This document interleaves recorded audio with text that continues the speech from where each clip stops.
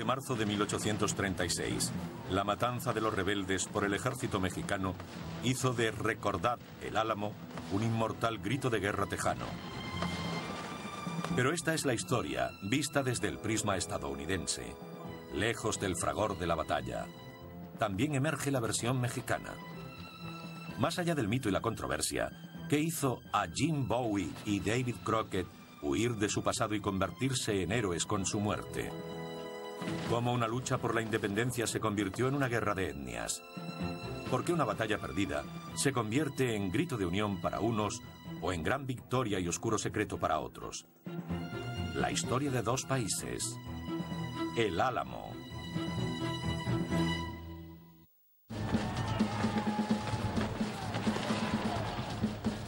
La batalla del Álamo culminó en un encarnizado fragor en las horas previas al amanecer del 6 de marzo de 1836. Pero solo es parte de la historia. Defendiendo el Álamo había 150 hombres, una extraña mezcla de europeos y tejanos. Pero la mayoría eran angloamericanos, inmigrantes ilegales que habían llegado a Texas semanas antes del asedio. La mayoría de los defensores del Álamo no eran colonos. Era gente que acababa de llegar para apoyar la guerra, para conseguir tierras y lograr la independencia y la anexión de Texas a los Estados Unidos. No defendían la libertad ni nada de eso.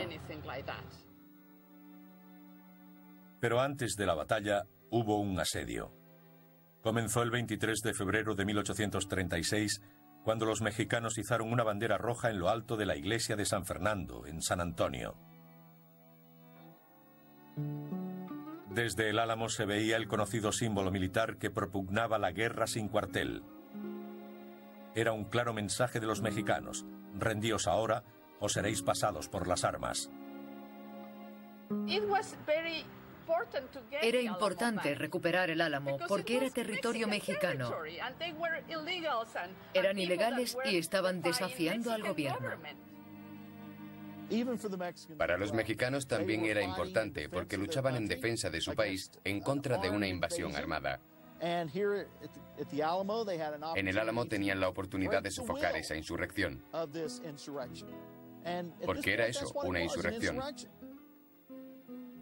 Los hombres de El Álamo dieron su propia respuesta.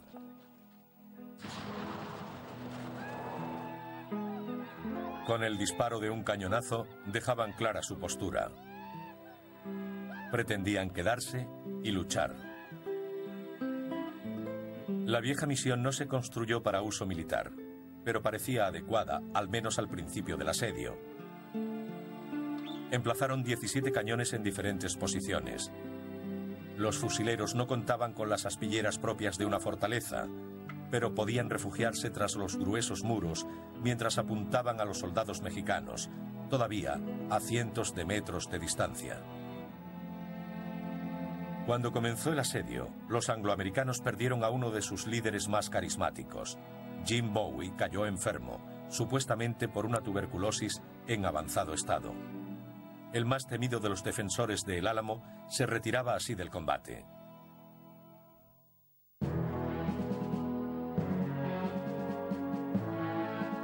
El mando recayó entonces en William Travis. El joven abogado de Alabama, partidario de la Guerra de Independencia de Texas, se enfrentaba ahora a la lucha de su vida.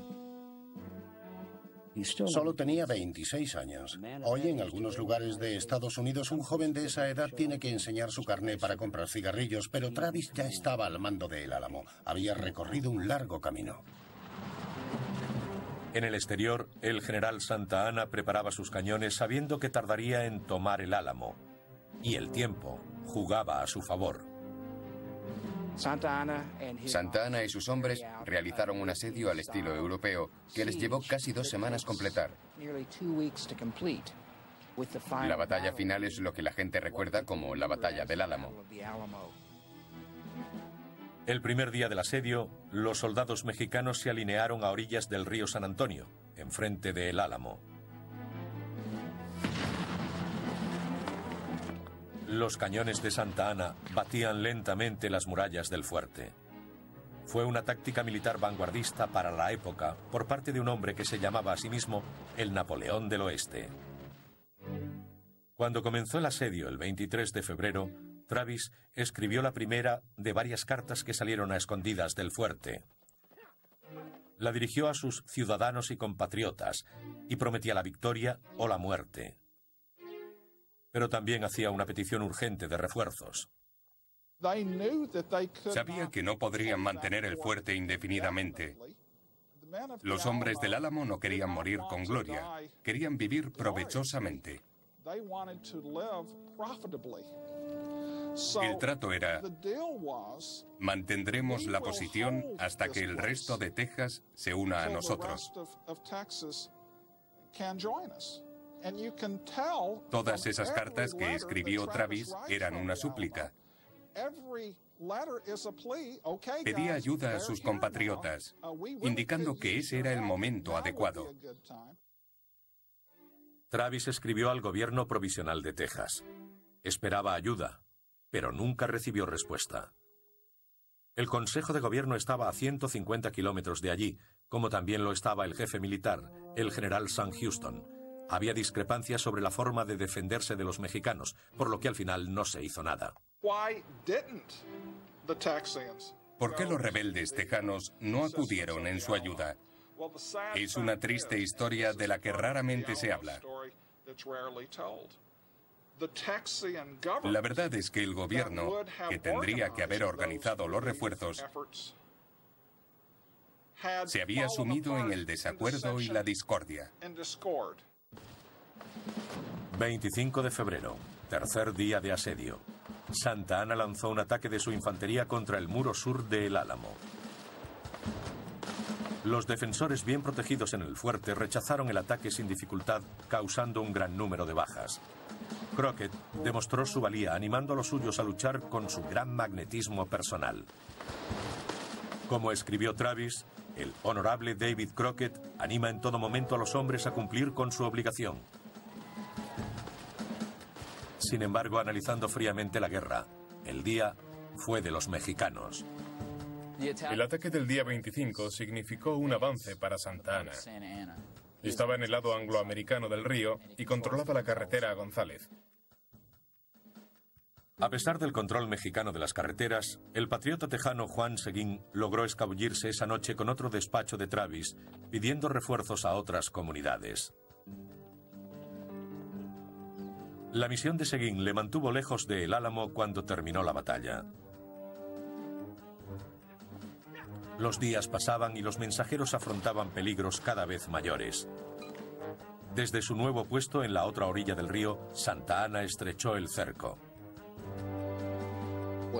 Pretendía rodear El Álamo, al menos intentarlo. Lo que no sabemos es si permitió conscientemente que los mensajeros siguieran entrando y saliendo para atraer a más gente a la trampa. Mientras fortalecía su poder sobre El Álamo, Santa Anna continuó con el bombardeo de los muros. El arcano del arte napoleónico de reducir murallas a un montón de escombros es difícil de imaginar en pleno siglo XXI, a menos que se diseñe y construya una réplica a tamaño real. Este bloque de piedras se parece en altura y grosor a los muros de El Álamo. Fue levantado en Texas por un constructor moderno. 30 de estas balas de cañón de 3 kilos, de tamaño parecido a las usadas por Santa Anna, se dispararán al muro de prueba. El cañón es colocado a 200 metros, justo fuera del alcance de los fusileros, y se prueba su efectividad contra el muro.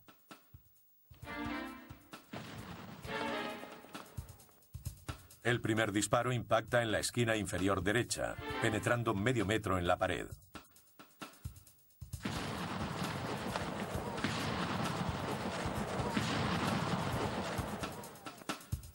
Comparadas con los modernos proyectiles explosivos, estas balas causaban poco daño. Por eso los asedios eran tan largos. Cuando el proyectil impacta contra la pared, las piedras se rompen. La idea era abrir una brecha en el muro al cabo de semanas o quizá meses. El problema es que los defensores rellenaban el agujero por la noche cuando nadie les veía. Si los defensores trabajaban toda la noche reparando los muros, tendrían que dormir durante el día, cuando comenzaba el fuego artillero. Para los insomnes tejanos era un círculo vicioso.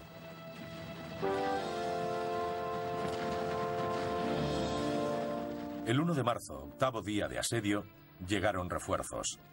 Al abrigo de la oscuridad, 32 hombres lograron entrar en el Álamo. Llegaron de González, la ciudad donde había comenzado la guerra, con un desafiante estandarte y un cañonazo. Aunque escasos, los refuerzos dieron a un atribulado Travis un rayo de esperanza. El objeto de Travis era reunir en el fuerte a cuantos hombres pudiera y derrotar, o al menos frenar, al ejército. Unos 100 hombres lograron entrar durante el asedio, alcanzando un total de 250. En vista de los escasos refuerzos, el 3 de marzo, 10º día del asedio, Travis envió otra de sus famosas cartas al exterior. Pero ahora su tono desafiante dejaba paso a la amargura. Decía que él y todos sus hombres permanecerían allí y morirían allí. Sus huesos reprocharían a sus compatriotas su negligencia.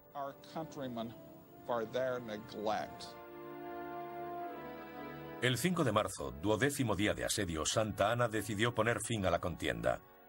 Anunció el asalto final a El Álamo a las 5 de la mañana del día siguiente. Reunió a sus oficiales para diseñar un plan. Los soldados escalarían los muros a cualquier precio. No harían prisioneros. Todos los defensores debían morir. Y él desayunaría dentro del fuerte capturado. La tarde anterior a la batalla final, Santa Anna ordenó el alto el fuego de la artillería. Por primera vez en 2 semanas, los defensores podían descansar. Pero mientras los tejanos se disponían a dormir, los soldados mexicanos tomaban posiciones. En pocas horas, ambos bandos librarían la épica batalla de El Álamo, haciendo historia y leyenda.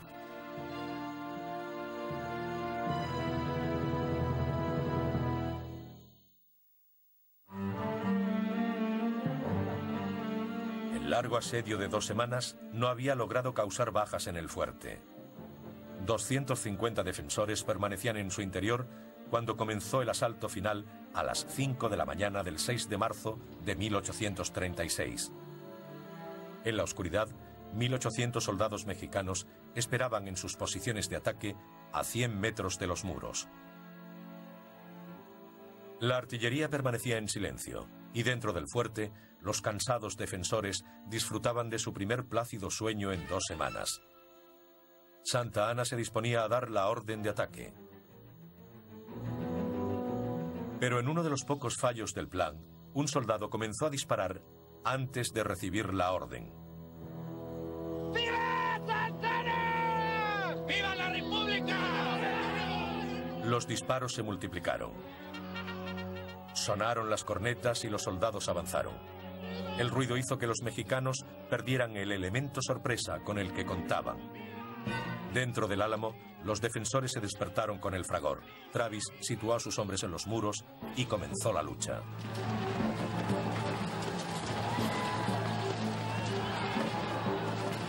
El plan de Santa Anna pretendía que sus avanzadillas atacaran el Álamo por 3 flancos. 125 hombres por el muro sur. Más de 400 cargaron desde el este.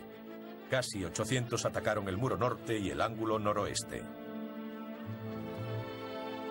En el interior, Bowie seguía postrado en cama. Estaba demasiado enfermo para participar en la lucha. David Crockett lideró un grupo de defensa en el muro sur, rechazando el ataque. William Travis corrió al muro norte con su esclavo Joe luchando junto a él. Travis moriría poco después. Había sido líder del movimiento por la independencia de Texas. Ahora su guerra había terminado. Joe vio caer a su amo con una bala en la cabeza. Después dijo que él se limitó a esconderse y no tomó parte en la batalla. Independientemente de quién ganara, él no participó, por lo que siguió siendo un esclavo. Se limitó a ocultarse. Como Travis murió al principio de la batalla, los defensores lucharon sin su comandante. Desde lo alto de las murallas, los expertos fusileros disparaban contra los mexicanos tan rápido como les permitían sus armas. Cañones cargados con cadenas oxidadas, clavos y otros utensilios punzantes batían a las columnas atacantes, y durante un tiempo el ataque llegó a un punto muerto. Pero Santa Anna tenía 400 hombres en reserva y los envió al muro norte. Ahora se imponía la superioridad numérica y los mexicanos iban camino de la cima. Ningún plan militar sobrevive al contacto con el enemigo. El de Santa Anna no fue diferente. Pero su plan debía ser sólido porque los mexicanos solo tardaron media hora en romper las defensas de El Álamo. Las defensas no eran más que los gruesos muros que se volvieron fatales para los fusileros tejanos. Con los mexicanos debajo, los defensores tuvieron que levantarse para disparar, convirtiéndose en objetivos fáciles para los mosquetes enemigos. El tamaño del Álamo era otro problema para los defensores. Tenía un perímetro de 400 metros. Repartidos uniformemente alrededor del complejo, solo habría uno cada 2 metros. 33 en el muro norte. Pero los mexicanos tenían algo más que ventaja numérica. La versión tejana de la historia de El Álamo suele pasar por alto la profesionalidad del ejército de Santa Anna, quizá el factor más importante de la batalla. Los defensores estaban en clara desventaja. El ejército mexicano se había mostrado muy activo en los últimos 18 meses. Sabían lo que estaban haciendo. Eran difíciles de batir. Poco después de que cayeran las defensas del muro norte, se abrió una brecha en el oeste y soldados mexicanos entraron en el fuerte por 2 flancos. Los supervivientes echaron mano de la segunda línea de defensa, los barracones del lado este. En el patio, los mexicanos descubrieron que los defensores habían olvidado inutilizar la artillería del fuerte. Fue un grave error. Las tropas invasoras apuntaron los cañones hacia los barracones. Lo que debería haber sido refugio se convirtió en una trampa. Algunos ondearon la bandera blanca desde el interior, pero otros no tenían intención de rendirse y siguieron disparando. A pesar de la bandera blanca, los mexicanos se apresuraron a terminar el trabajo con pistolas y bayonetas, matando a todos los defensores. Finalmente llegaron a Jim Bowie. El único relato mexicano relacionado con su muerte dice que le encontraron escondido bajo las sábanas. Pensaron que se estaba ocultando, pero probablemente estaba demasiado enfermo para salir. No se puede decir que muriera en la batalla, sencillamente fue una ejecución. Jim Bowie murió de varios disparos en la cabeza. Fue un hombre cuya valentía y magnetismo personal ayudaron a la revolución, pero su muerte no fue gloriosa. David Crockett fue de los últimos en caer, aunque aún no se sabe si murió luchando o fue ejecutado.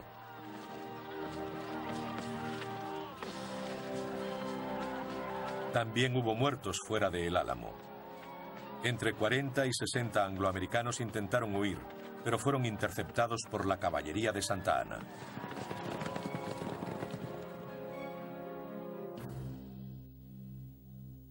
La batalla terminó a las 6:30 de la mañana, solo hora y media después de que comenzara el ataque final.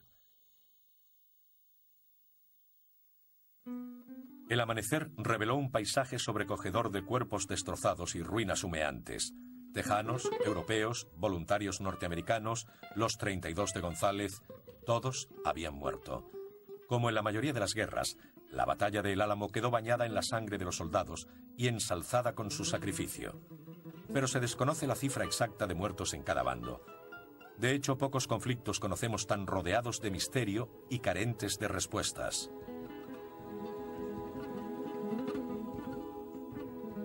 ¿Cómo murió realmente Crockett? ¿Fue la victoria de Santa Anna más costosa que la derrota? ¿Queda aún por descubrir la verdadera historia de El Álamo?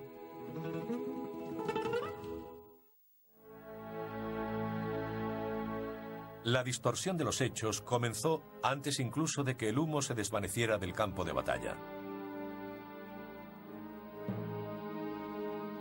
Con el alto el fuego, Santa Anna dictó una carta a su secretario en la que se jactaba de haber matado a los 600 defensores. Santa Anna infló el número de muertos en el Álamo. De hecho, su secretario privado, Ramón Caro, confesó después: sabía que era ridículo cuando lo escribí, pero ¿qué iba a hacer? Era el presidente de México, él me daba las cifras y yo las escribía. Por eso sabemos que las cifras de Santa Anna no eran correctas. Otras fuentes mexicanas más objetivas sitúan el número en torno a 250 hombres, una cifra aceptada por la mayoría de los historiadores. Muchos de los nombres de los muertos están inscritos en un monumento conocido como el Cenotafio de El Álamo. Solo 189 fueron identificados, los otros son soldados desconocidos. Nos gustaría saberlo, pero probablemente nunca conozcamos los nombres de los hombres que murieron dentro de El Álamo. Algunos relatos históricos también han distorsionado el número de bajas en el bando mexicano. Hubo fuentes que también inflaron el número de bajas mexicanas. Algunas llegan a hablar de 1.500, lo que es absolutamente ridículo. La razón de que barajemos tantas cifras es que el ganador siempre escribe la historia, y al final los angloamericanos ganaron la Revolución de Texas.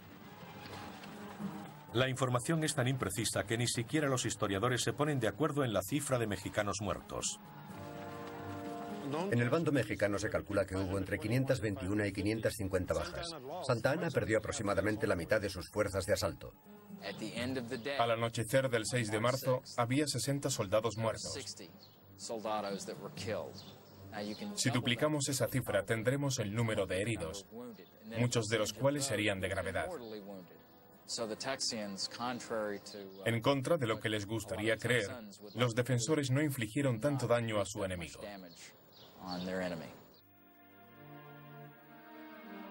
La creencia generalizada de que murieron todos los defensores alimentó el mito.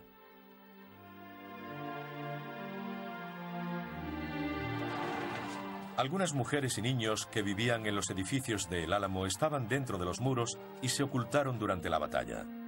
No pertenecían a la guarnición y fueron perdonados por los mexicanos, pero hubo otros supervivientes. El esclavo de Travis, Joe, regresó con la familia de su amo a los Estados Unidos, pero se escapó el día del primer aniversario de la batalla. El albacea del testamento de Travis ofreció una recompensa por su captura, pero Joe permaneció oculto durante 40 años. Parece un periodo de tiempo demasiado largo para que estuviera oculto. Pero era Joe, a secas. Ni siquiera sabemos su apellido, si es que lo tenía. Es fácil que cayera en el olvido. Joe reapareció fugazmente en Austin cuando un periódico local lo mencionó en un artículo de 1877 sobre la Guerra de Texas. Sin embargo, no se volvió a hablar de él y desapareció de nuevo.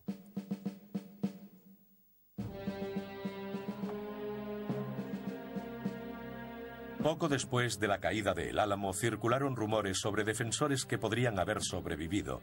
20 días después de la batalla, la Gaceta de Arkansas informó sobre 2 de ellos. Quizá lograron evitar a la caballería de Santa Anna.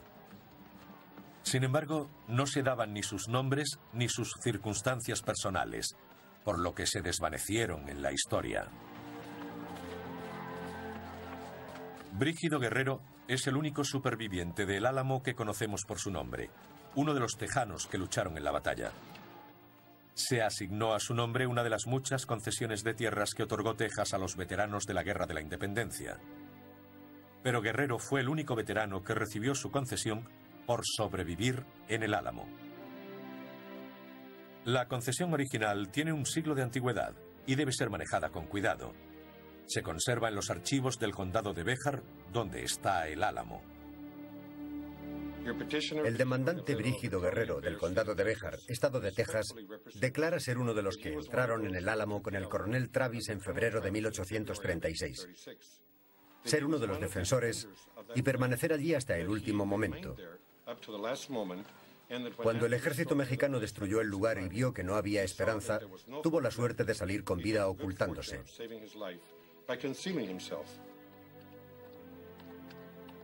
En el registro de la propiedad de Texas, en Austin, los investigadores han hallado informes que identifican a otro posible superviviente. Henry Warnell. Se concedieron 200 hectáreas de terreno a su hijo, la larga franja sombreada de este mapa informatizado, en honor a los servicios prestados por Warnell en el Álamo.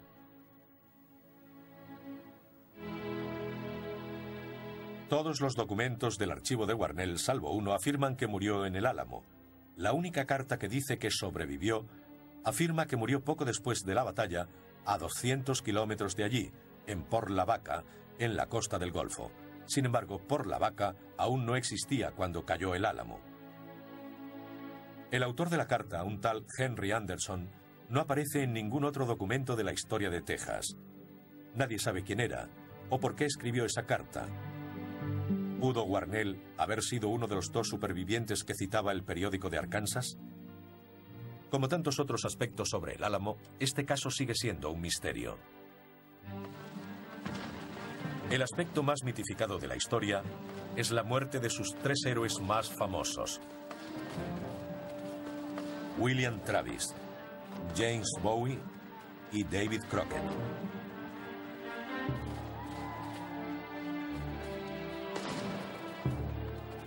Aunque Travis fue de los primeros en morir, algunos periódicos afirmaron que se suicidó para no ser capturado.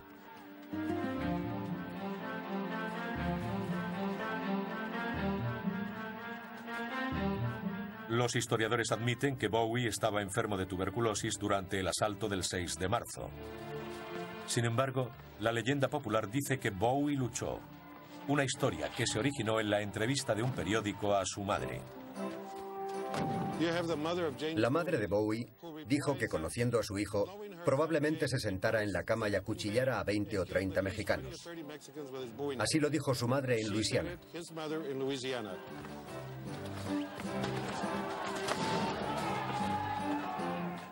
Pero fue la muerte de Crockett la que lo elevó a la categoría de mito. Desde las primeras crónicas en 1836 y a través de cuadros, libros y películas, Crockett ha personificado el espíritu de desafío y sacrificio de El Álamo. La creencia popular del siglo XX sobre Crockett es la que refleja la versión de Disney de 1955. Crockett ondeando su rifle y siendo el último en caer luchando en El Álamo. Sin embargo, los historiadores comienzan a sospechar que Crockett fue capturado vivo y ejecutado poco después. La historia fue contada así por un sargento tejano llamado Frank Dolson. Por lo que a mí respecta, la mejor prueba que tenemos sobre la muerte de Crockett proviene de lo que se ha dado en llamar la carta Dolson. Le pidieron que hiciera de intérprete durante el interrogatorio de un oficial mexicano. Según Dolson, el oficial fue testigo de la ejecución de los prisioneros después de la batalla. Y uno de ellos era Crockett. En el interrogatorio, el anónimo oficial dijo que un general mexicano llamado Castrillón hizo prisioneros a 6 estadounidenses.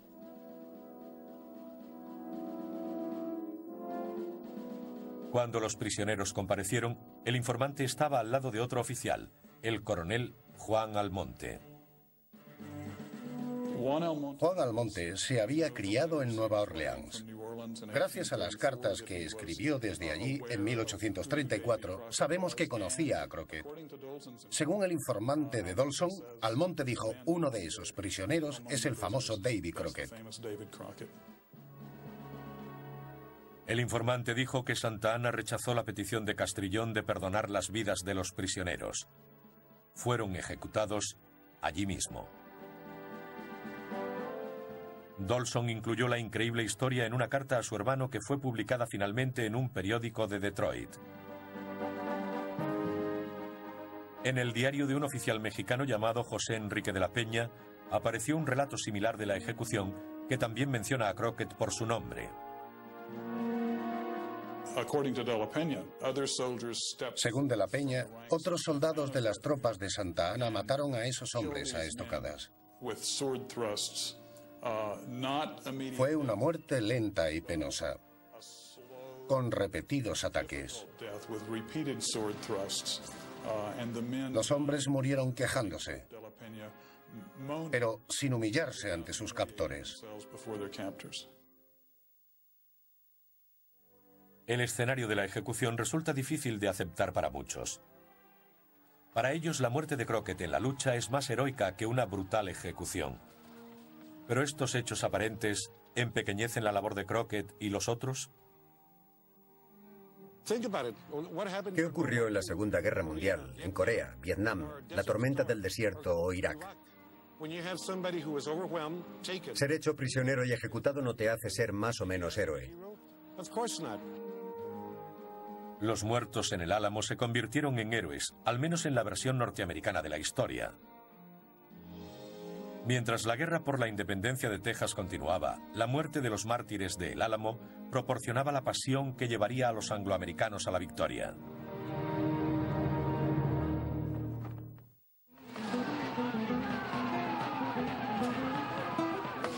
Antonio López de Santa Anna fue el vencedor de El Álamo. Héroe militar para México, alcanzó la cima del poder. Pero al rechazar las peticiones de clemencia para los vencidos, cometió un grave error. Hizo una guerra sin cuartel e incineró los cuerpos de los muertos. Santa Anna esperaba aplastar el espíritu de los rebeldes de otras zonas del estado, pero consiguió el efecto contrario. Al insistir en matar a todos los combatientes, consiguió avivar los ánimos en vez de aplacarlos. ¿Quién fue el responsable del poder moral de El Álamo? Antonio López de Santa Anna.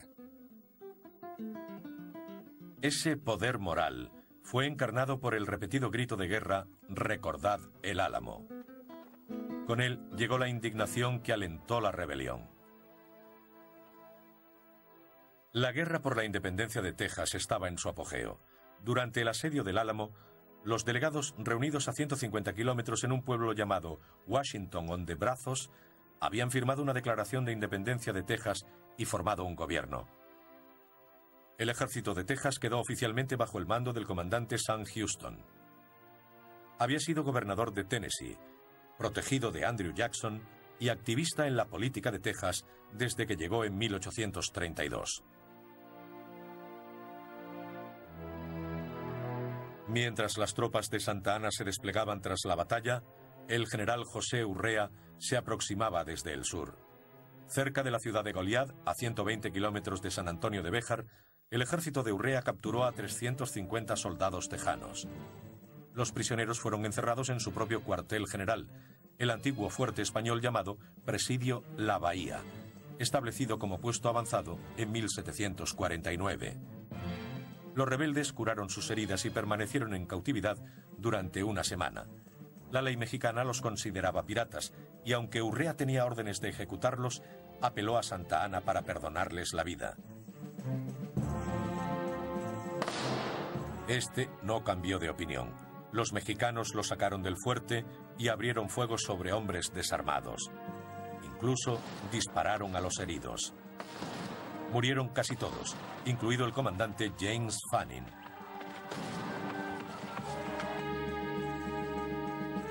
Para los tejanos, la guerra fue una sangrienta contienda.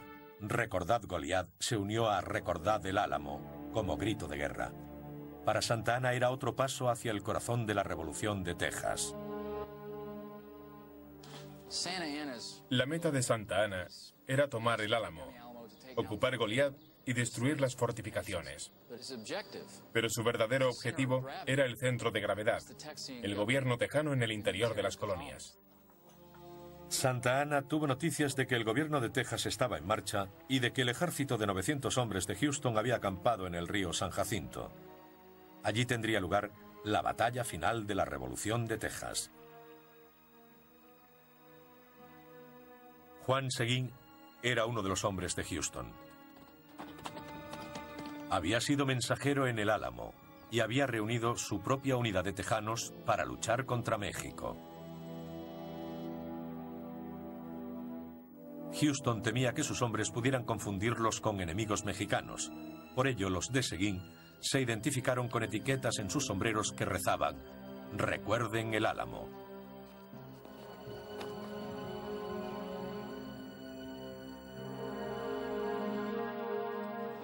El 21 de abril de 1836, 1.200 soldados mexicanos descansaban en sus tiendas cuando atacó el ejército de Houston. Santa Ana estaba confiado y sus centinelas no lo vieron llegar. Santa Ana sentía poco respeto por los tejanos, a los que consideraba piratas. Y los que tratan con desdén al enemigo suelen tener problemas. Y ese fue el caso de la batalla de San Jacinto.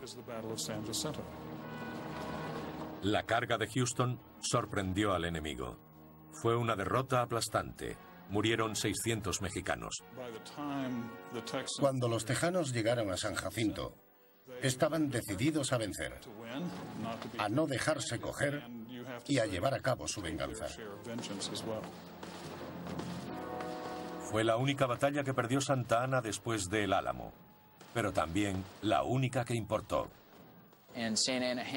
Santa Ana manejó bien la campaña, pero al final fue un desastre. Si nos basamos en lo ocurrido en San Jacinto, no se le puede considerar un Napoleón. Era del oeste, pero no Napoleón. Santa Ana fue capturado al día siguiente. Algunos tejanos quisieron lincharle. Houston, que estaba herido, los contuvo. A cambio de su vida y su libertad, Santa Ana firmó lo que es conocido como el Tratado de Velasco, exigiéndole el reconocimiento de la independencia de Texas. En la Revolución de Texas, la batalla de El Álamo fue la que acaparó la atención.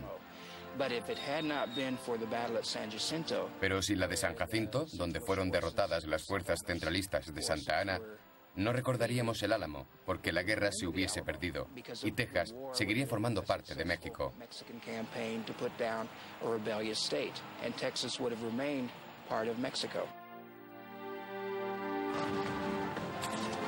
Santa Ana volvió a liderar a sus tropas contra los norteamericanos en la guerra de 1848, perdiendo incluso más tierras en Texas y amplios territorios que ahora conforman la mayor parte del oeste de Estados Unidos. Siguió participando activamente en política durante 20 años, pero al final México se cansó de él. Pasó sus últimos días en una residencia miserable antes de morir arruinado a los 84 años en 1876. Fue una vergüenza y al mismo tiempo un chivo expiatorio de todo lo que había ido mal en la historia mexicana. Pero la historia al otro lado de la frontera empezó a cambiar cuando Texas se convirtió en parte de Estados Unidos y su versión de los hechos de El Álamo cobró vida propia.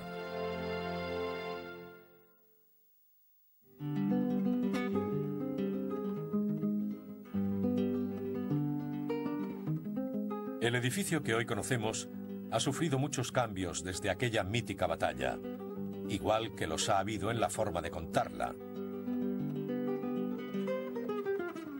El punto central de El Álamo actual es la iglesia de la Vieja Misión. Muchos visitantes se preguntan por qué el lugar parece tan pequeño. Se conservan los barracones, pero el fuerte incluía un patio central de 160 metros de ancho y los muros han desaparecido por completo. Hoy es un lugar reverenciado, pero no siempre fue así. El ejército norteamericano se hizo cargo de él en 1847, acabando la iglesia y añadiendo un tejado de chapa oculto por el remate de la fachada. En las siguientes 4 décadas otras estancias se usaron como almacén y salón. Parecían haberse apagado los ecos de la historia. No fue un lugar tan respetado como ahora hasta 1890. Cuando sus habitantes se dieron cuenta de que era un sitio importante y que deberían empezar a conservarlo.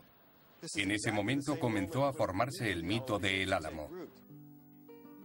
El capitán Reuben Potter fue de los primeros en escribir sobre él. Su artículo pudo haber inspirado ese primer rayo de veneración a finales del siglo XIX. Entre los personajes incluidos en el artículo de Potter estaba Juan Seguín, el tejano que luchó con los angloamericanos contra México. Potter conoció a Seguín y confió en él para las descripciones de los acontecimientos. Sin embargo, la versión estadounidense de la historia omitió mencionar a los tejanos y retrató a los mexicanos como animales, seres perversos y malvados. Esta historia racial queda patente en un cuadro de Henry McArdle de 1905. Titulado Amanecer en el Álamo, cuelga en la sede del Senado de Texas. En él se ve al coronel Travis disparando una pistola en primer plano. Detrás de él hay un soldado mexicano, con mirada aviesa, a punto de clavarle la bayoneta en la espalda. Un historiador de arte se ha referido a los mexicanos retratados en el cuadro como asesinos psicóticos. Algunos ven un mensaje de parecidas características en una película llamada Los Mártires del Álamo o El Nacimiento de Texas, dirigida por David Worth Griffith en 1915. Se la he puesto varias veces a mis alumnos y siempre terminan riéndose porque es demasiado racial para los estándares modernos. Cuando se estrenó en 1915 se tomó como una descripción precisa y real de los acontecimientos de 1836. Al explicar por qué ocurrió la batalla de El Álamo, la película no hace referencia a centralistas, federalistas, filibusteros, esclavos o ninguno de los verdaderos temas históricos. Al principio de la película, como razón de la batalla, se ve a un soldado mexicano acosando a una anglosajona. Esta huye y se lo cuenta a su marido. Él busca al soldado y le dispara en la cabeza. Describe la imagen del mexicano lascivo en el que no se puede confiar y que debe ser controlado. El carácter de los mexicanos queda definido durante la batalla. Hay un niño que corre a esconderse detrás de un cañón. Está muy asustado. En un momento dado, se ve un brazo con uniforme mexicano. El soldado le coge por el cuello, lo levanta y lo lanza contra la pared. Es una escena inquietante para 1915, incluso para hoy. Era como decir que ni siquiera seguían las reglas de la guerra. Mataban a niños inocentes. Cuando se estrenó en 1915, la crítica la alabó como un drama conmovedor. Una crítica del Express News de San Antonio afirmaba que la gente se emocionó mucho al verla. Eran imágenes cargadas de historia y emoción. Es preocupante, porque refleja el racismo contra ciertas comunidades, en este caso contra la mexicana. Mientras los aficionados hacían cola para ver la película, las tensiones raciales, alimentadas en parte por el falseado legado de El Álamo, estallaron en el sur de Texas. En 1915, un grupo de mexicanos y tejanos llamados Los Sediciosos comenzaron una campaña de terror.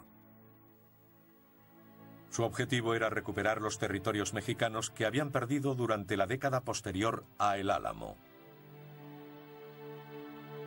Los rebeldes sabotearon trenes, puentes y otras instalaciones. Los Texas Rangers y el ejército norteamericano acudieron a sofocar la revolución. Es un episodio de la historia en el que se invirtieron las tornas de ambos bandos, explicando quizá el deseo de Santa Anna de sofocar el levantamiento de El Álamo. Podríamos considerarlo mediante una comparación exagerada. Si algunos de los descendientes de mexicanos que viven en el sur de California o Texas decidieran unirse de nuevo a México y se alzaran en armas contra el gobierno norteamericano, ¿qué ocurriría? ¿Cuál sería la reacción de Washington? Washington reaccionó como lo hizo Santa Anna en El Álamo. La rebelión de 1915 fue aplastada y los mexicanos no volvieron a reclamar los territorios perdidos a los Estados Unidos. 2 décadas después, en 1936, los tejanos celebraban el centenario de la batalla de El Álamo. Se consagró la leyenda y sus héroes fueron venerados casi como santos. Los defensores del fuerte se redescubrieron en plena época de la Depresión, cuando la nación necesitaba superhéroes, y se convirtieron en superhombres.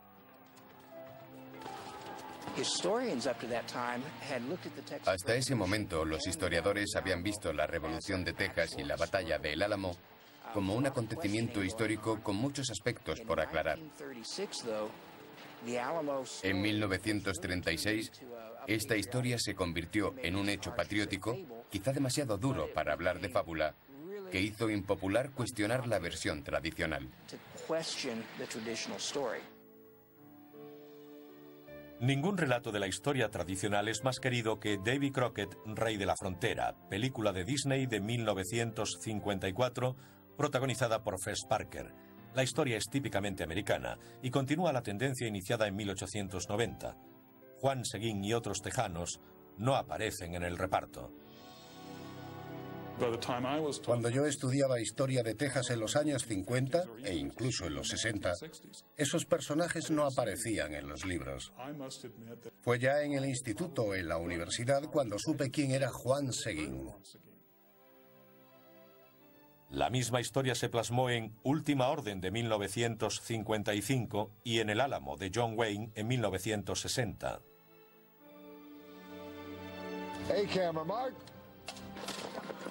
Pero hoy hay una tendencia hacia un punto de vista más equilibrado, con el estreno en 2003 de El Álamo de la Touchstone Pictures. Por supuesto, la verdad histórica es mucho más compleja que sus versiones de Hollywood. Es una mezcla de deseos humanos y errores con consecuencias trascendentales. Pero cuando descartamos los elementos de ficción, nos quedamos con hombres normales en ambos bandos, atrapados en un momento excepcional. No es una historia sobre la supremacía de Texas, ni una historia sobre la libertad contra la tiranía. Es una historia de valentía. Los hombres que defendieron El Álamo fueron muy valientes, lucharon por lo que creían. Pero los mexicanos hicieron lo mismo. Para ellos era una guerra civil. También fueron valientes porque dieron su vida por la causa. Es una historia sobre la audacia y la valentía de ambos bandos. Puede que los escritores sigan centrando sus relatos en las imágenes románticas de héroes y villanos que El Álamo ofrece a la posteridad. Pero tal como se estudia la historia, lo ocurrido allí no es tan sencillo. Es un relato de 2 países, no uno, con una verdad dolorosa para unos, pero esclarecedora para todos.